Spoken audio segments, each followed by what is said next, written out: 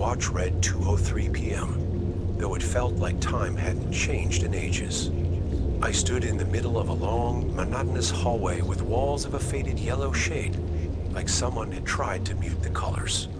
The air was dry, thick, saturated with the stale smell of old glue, mixed with something unplaceable, like the faint warmth of a long extinguished neon light. I started walking forward, though I wasn't sure why.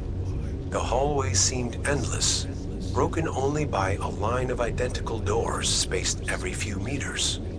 Each door had a small peephole, and through it, I could see a blurred reflection, my own gaze staring back at me, as if someone else was on the other side, watching.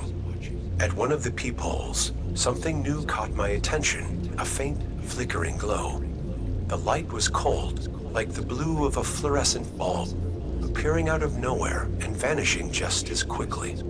Curious, I moved closer, bringing my face near the glass, searching for the source.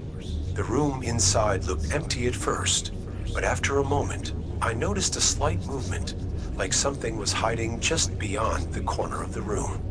My reflection in the peephole shimmered, tilting slightly, as if I wasn't alone.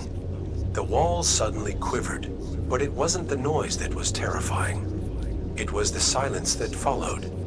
I decided to keep moving, no longer looking at the doors, but the further I went, the more it seemed certain sections of the hallway repeated the same rusty trash can, the same frayed carpet. And then I heard footsteps, not mine. They were quiet, almost inaudible, as if treading on a thin layer of dust. I froze. The footsteps stopped too. I hesitated, but finally turned around, and again, nothing. Only silence, far more menacing than any sound. At the end of the corridor, I saw a door that didn't match the others, old, wooden, carved with intricate designs, completely out of place. They seemed familiar, like something from childhood, yet utterly foreign. I walked toward them, ignoring the feeling that something was following me, that the footsteps were picking up again, and my reflection was no longer in the peepholes.